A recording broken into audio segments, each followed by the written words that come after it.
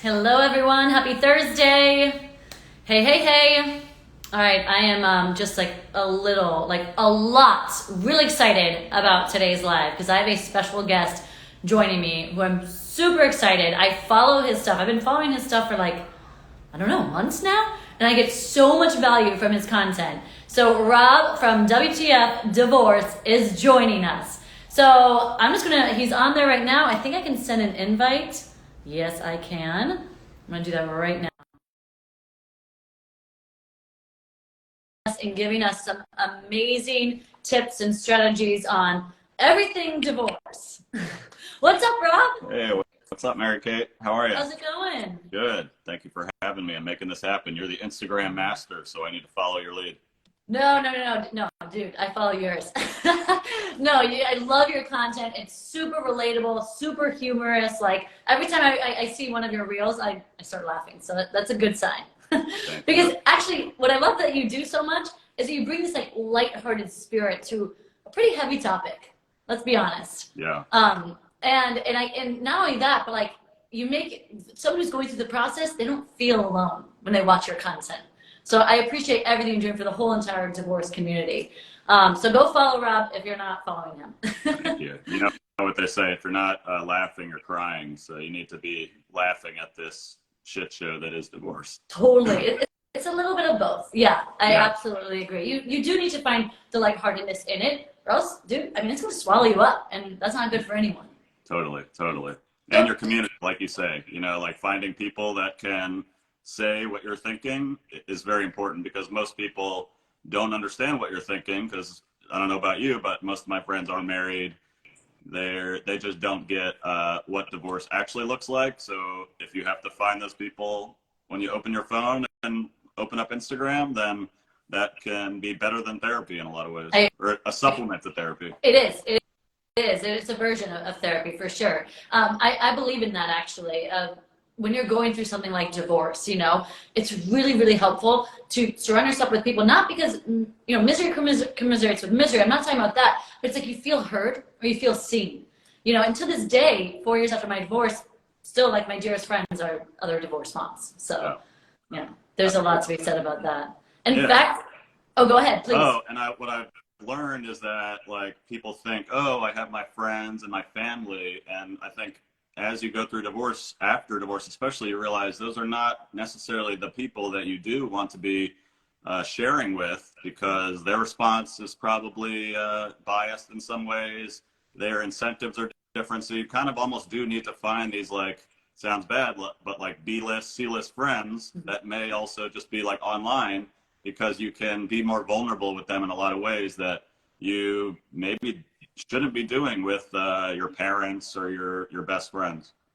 You're hitting the nail on the head right now, because it's interesting. A lot of people feel this weird misalignment where it's like, I should be confiding in my friends or family, about this. Like, they know me best, or they've been through so many years with me, I should do this. But at the end of the day, if it's making you feel crappy about a situation that you already feel crappy about, move it along, and find someone where you can get value from, where it's like, you do feel not alone in this journey, because you're not, I mean, it can feel that way, but sign on to Instagram, follow Rob, you're not going to feel alone. And so, I love that you give that relatability to your audience and everyone else out there. In fact, guys, anyone who's watching right now, drop a 1 in the comment section if you are divorced or considering divorce, you're already done with divorce. I'd love to gauge the audience and see who can find value from this content. I'm divorced as well. Anyone who's new to this, my name is Mary Kate, 4 years divorced. And Rob, how long have you been divorced? How many years for you? Almost 3. Okay. So we started right at the pandemic. We just picked the best time to do it. And but I always say divorce years are like dog years. So I feel like I'm a seasoned veteran now at almost 3. Whereas when I first started going out on dates 3 weeks after divorce, people were just laughing at me like, you're gonna have to take a minute. That's which I ignored. funny. Yeah. No, it's been 4 years. Feels like a decade. Yeah. Feels like a decade. Like, because a whole new life has opened up, which I think people listening who are going through divorce or have already gone through their divorce, you do need to realize that it's a new life for you. And I think that's a beautiful opportunity. And some people are praying, going to bed at night, praying for a second opportunity of a new life, you know? And so when you look at it like that, it's like, wow, I got a clean slate. I mean, you know, us with kids, it's not like starting over, but there really is this new chapter that you do get to create. And I always say, like, what are you looking forward to, you know, in this next chapter? I think it's really important. I don't know if you agree, give yourself something to look forward to. Yeah. And accept that it's going to be scary and daunting, because like I think what you learn is uncertainty is the thing that scares us all the most, and that is one of the biggest things that's going to come with divorce. Even if you know it's going to work out well in the end, you're going to hit this like valley that is very scary. That, let's face it, even people that are married in unhappy marriages, they don't really go through that. So there's this weird thing where it's like, well, it's better than being married and this is going to work out, but you know, your first year or two, you're going to be sitting in this zone that's just really uncomfortable to you. And I think that's important to let people know that that's normal, and that, you know, especially guys, we fight this like, I should be over this by now. Why am I upset or mad? And like, it's hard, but you've got to just know that that's the cost of doing business. You got to sit in that for a little while. It will go away, but also be cool with yourself and know that like sometimes you're just going to suck a little bit. I always say, like, choose your hard. Getting divorced is hard. Staying in a really unhealthy, potentially toxic marriage, hard. Like, it's both challenging. And yeah, I call it Divorcelandia, because I'm like, where am I going? There's no compass. Like, who's helping me here? Who's guiding me? And it's just a roller coaster. It really is. You know, strap on that seatbelt. There's highs, there's lows. Like, and really, when you have kids, you still got to be in this relationship with this person. There's gonna be inevitably highs and lows, and just understand that. Like, don't question it. Like, just embrace it. All right, I'm in a low point now. All right. I heard I was going to go there. Well, and that's why it's important to like follow like people like you in our account, because you would never have you have no scope. It's like going to kindergarten. Just because you're in your 40s and you're like, I have kids, I've been married, I should be able to figure this out. In reality, it's a completely new experience. I mean, even like a breakup with a girlfriend or boyfriend, most times you don't really talk to them ever again, or the relationship completely changes. Now you have I'm going to talk to this person every day about some of the most important things, and we ended, you know, not in a great way. It's just like very uncharted territory that I think we underestimate how big of a change it is. Yeah, it's a brand new role. Like, again, and no one can prepare you for it. No, you can't go to school for it. You can't buy a rule book for it. And so you kind of make it up as you go along. But yeah, I agree. Like, tune into people who are, you know, putting a positive spin on it, you know, to help you with mindset, which is exactly what I wanted to ask you. Like, when you see, like, what do you see as a common trend? Because I know, you know, with your podcast, you know, and how you show up on Instagram, I know you have a lot of like individual one-on-ones with people, or also people as well in the divorce world, therapists, divorce coaches, all that stuff. You know, what do you see as a common trend amongst divorcees that either can help them heal or or unfortunately prolong them from healing? Yeah. I mean, it's weird because I think like sitting in that resentment and like that victim mentality, it's just a natural way to be right after divorce, even if you're the one that did it. But I think you do have to understand that it's probably not serving you, to still allow yourself to have those feelings, because they are natural, and, you know, resistance is futile. Like, you do need to accept them. But I think just knowing intellectually, like, this is not helping me, this is going to be kind of hard, like climbing up a mountain where this doesn't bother me as much, but trying to get better at like, even if it's 1 or 2% a month, a week, that compounds. And that, like, you will look back in a year and say, wow, I really have come along. Look how I'm handling this annoying email from my co-parent, or this dating rejection used to just like demoralize me. And now I'm like, at least they were honest. So like, treat it almost like going to the gym. Like, you have to develop these muscles that you've never really used, or you haven't used in 20 years for a lot of people. I agree with that actually wholeheartedly, where it's like it's changing your thoughts a lot, like change the way sometimes you look at something, and then the thing that you look at changes. And I think you can measure that in progress by like building that emotional mental muscle, you know, learning. I don't know about you, Rob, but I remember like the first year after my divorce, I was like, did I just get that text? Oh no, he didn't. And then I want to quickly respond or call a girlfriend. How should I respond? Like, it was too much. And then like 12 months, I'm like, oh, I don't need to respond to that. That's ridiculous. Like, you learn along the way how to develop that. And I think, yeah, give yourself that grace that you're going to learn, you know? If a text message, you know, really ruffles your feathers, like, start to build that mental I'm also like, well, why did it ruffle my feathers? Like, you know, what is in my control? Mm-hmm. You know, what's in your control is responding in a negative way or leaving it be. Like, you learn to learn yourself through this process, and yeah, what you're willing to like emotionally, you know, spend your energy on. Yeah, I mean, it is very empowering, and it will build your confidence. Like, but you don't know that because your impulse or wiring is, I got to respond and say this. But you have to learn, which you really don't know, like on your own, these tools of like, don't reply right away almost all the time. If you do reply, hey, I need a little time to think about this. These things that don't come naturally, that again, your married friends would not think, you know, they have their own dynamic going. You need to develop like a new toolbox where you're like, when this happens, here's what I say. When I'm feeling down, I got to get outside and take a walk. Like things that they're new skills, but they're going to help you get through the days. I totally agree with that. It is a new skill set, but again, guess what, guys? Like, it's not a big one. Like, you can learn it, you know. And if you see someone like in a place like Rob, it's like, oh, let me follow them. Let me see how they communicate and show up in their communication style. You know, maybe I can learn from them. Like, I think we're all in this together, and you don't need to like go reinvent the wheel. Like, you know, Rob's gotten a nasty text message. Like, I've been like, you know, we've all been there. So yeah, there's definitely some tools that you can learn by just following us. In fact, guys, if you have any questions or anything about your own divorce process, you know, or anything you've learned, I'd love to learn what you've learned. Like, please in the comment section, let us know, guys. Yeah, really eager. Like, I'm a forever student, and with this whole co-parenting relationship thing, I'm trying to always get better.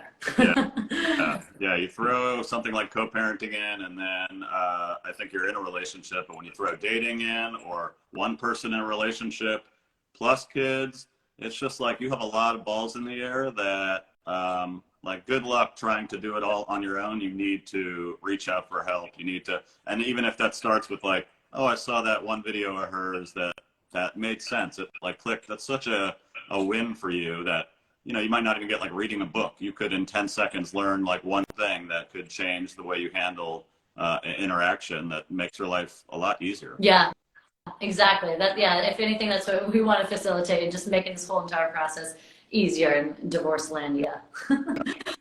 So I have like some questions here. I want to like go off of that so I don't forget, because I don't want this live to end. I'm like, oh, darn it, I didn't ask him that. So for someone who is in the thick of divorce, you know, they're feeling their life, this level of uncertainty, this level of imbalance, you know, this loss of control. We've all been there. Overall worried for the future, you know, what would you recommend? What advice would you give them? Hold on to the steering wheel, just like grip it. It's going to be, you know, in some ways, like the lack of clarity is brutal because you don't know how it's going to end up. You don't know what the results of the case are going to be. But in some ways, you have like this adrenaline that's allowing you to push through it. But, you know, hopefully you have a lawyer that you trust and like, but also, right, reach out to other like coaches and find other content that you can bounce ideas off of, so you're not spending $500 when you want to ask a question to your attorney. Like, utilize these other resources that might feel like an investment. You know, maybe it is a free call, or maybe it's like, I just want 3 sessions to talk to a coach about these things. It's going to save you so much, and it's going to give you peace of mind that, you know, you also never know, like, what are my lawyer's incentives? Like, why do they need to talk all the time? And, you know, you have so much trust in them. So you do need to like kind of build a team that can help you get through it, to save money, to save your sanity. But just know like that there is a light at the end of the tunnel, but like your goal is to get there and to do it while hopefully staying sane. Yeah, hopefully staying sane. Yeah, that's the goal. I agree, because I always attribute, you know, what in my healing process, you know, upwards to the divorce and that year following, I had these 2 girlfriends that had gone through, one had been divorced twice, and the other had been divorced. They were tremendous support system. Like, I would just, on a whim, I could text them, I could call them, you know, like, what am I supposed to do with this? Like, just there's so many lingering questions and doubts that you have about your future. And it can just feel like a snowball effect when you got those thoughts in your mind, and it's like, oh my gosh, my life is going to suck, like, forever, you know, it just feels super overwhelming. So for me personally, having that like support system was the game changer. It was everything, you know, and especially, you know, they'd walked the walk, you know, they knew what, like, you know, how the ex would react. They knew what the lawyers would say, you know, they knew what my rights were, you know. So yeah, for anyone, like whether it be a friend who's gotten divorced or, you know, someone you're following on Instagram, social media, you know, if you're picking up what they're putting down, like if you're in alignment with how they are living their life after divorce, by all means explore them. You know, it's normal. You know, you're not weird for doing that, and they're not going to think you're weird for doing that. Like, be intentional with that. You know, and when you, because no one should have to go day to day with this level of uncertainty, because it's stressful. Yeah. You know, and that can cause long-term effects. So, you know, we don't want that for you. Yeah, yeah. So reach out to someone who's in a Totally. better place. Women, I'd have to add, women are a lot better at this than men. I think men internalize it, or our friends just don't get it. So what you said is so important in two levels. It's probably not your family and your closest friends. You want to be like as your support system for divorce, you know, maybe on some level, but not in like the tactical dumping kind of way. And then the other piece that I found I struggled with is like kind of expect people to come to you like, oh, you're going through this. And what turns out is like you unfortunately have to be the one to initiate, to follow up, to say, hey, Mary Kate, can we talk?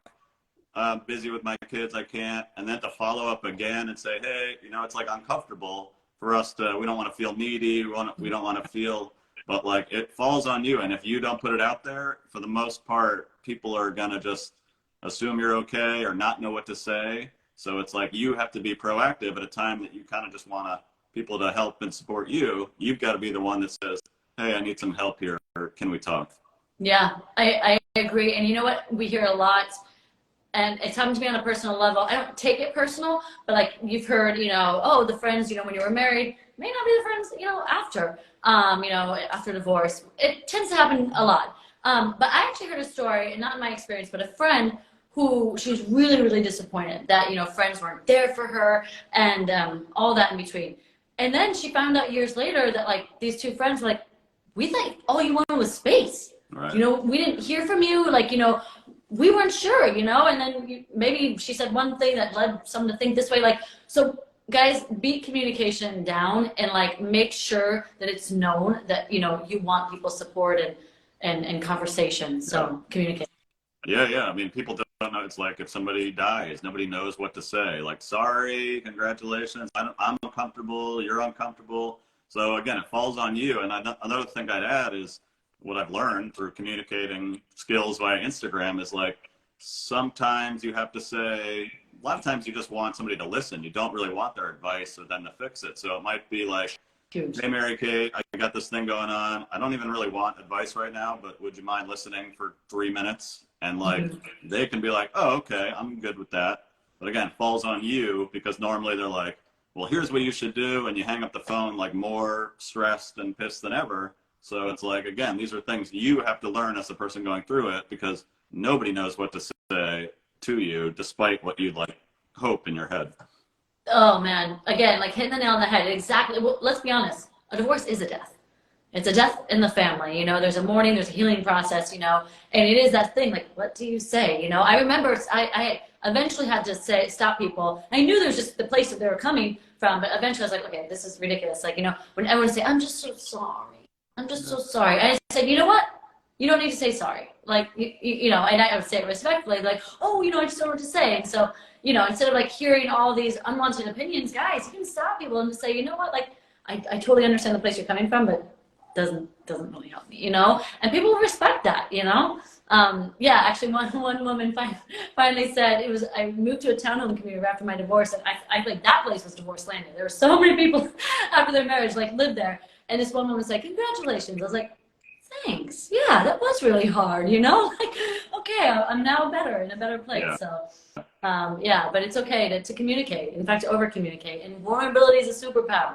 Guys, Right. don't think, you know, you can't share with someone how they're feeling. A lot of times, even if they don't say the right thing, you know, someone just hearing you say it yourself can go a long way. Yeah, a lot of ways. Just getting it off your chest and having it like out there is so much better than just that feedback loop in your head.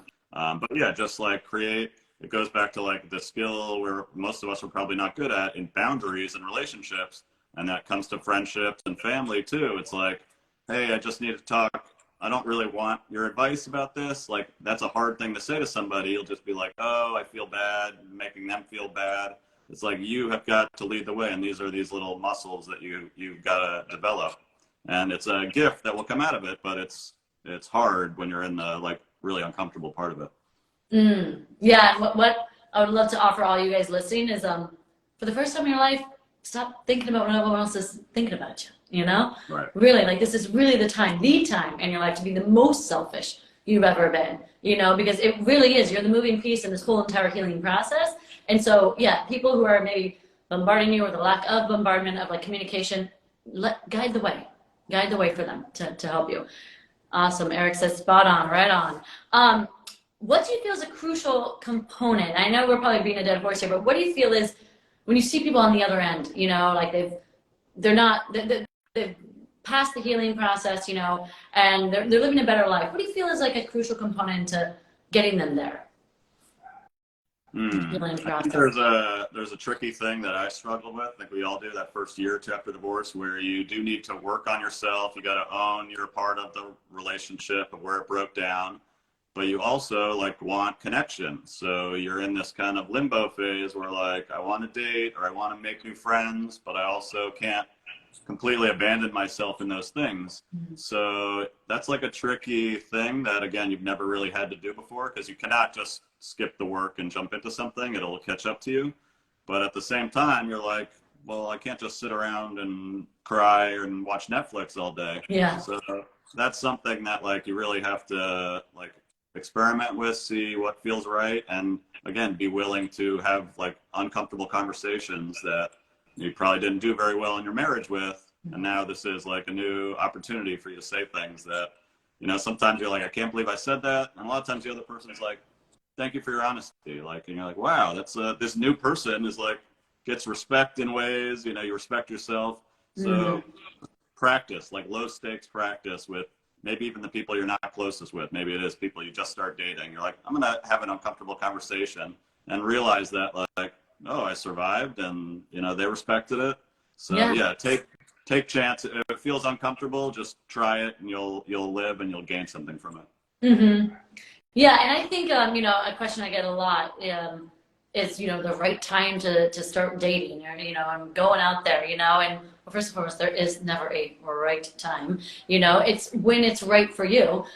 But for me, part of my healing process was actually just that, like getting out of the house, you know, and temporarily. And I knew exactly what I was doing. I was like, wow, like, I'm out like 5 out of 7 nights a week. Like that was like filling myself with distractions actually helped me. So I wasn't just home like, sucks. Like I don't have my kids. What am I supposed to do? Like, and then my thoughts start wandering, you know. So I was like making plans with friends, you know, like befriending other single mom friends or divorced mom friends, you know, and just having a plan and action. So I wasn't, oh, this is me personally. And by the way, if you guys find yourself in the same boat, try not to question it and just say, you know what, this is just a chapter amongst many chapters, that this is part of my healing process.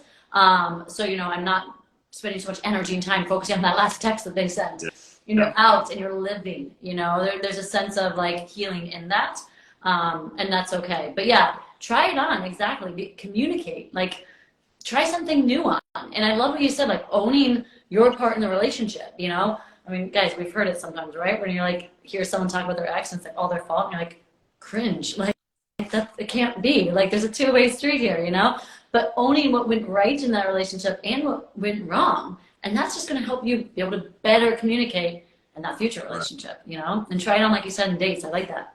Yeah. And in dating, it's a good filter for like, you probably don't want to be with somebody that completely just dumps on their ex and they're horrible, because you could be that person. And, you know, again, it's having those conversations that you normally wouldn't have. But like you said, there's this line of like, you do kind of need to distract yourself and put yourself out there.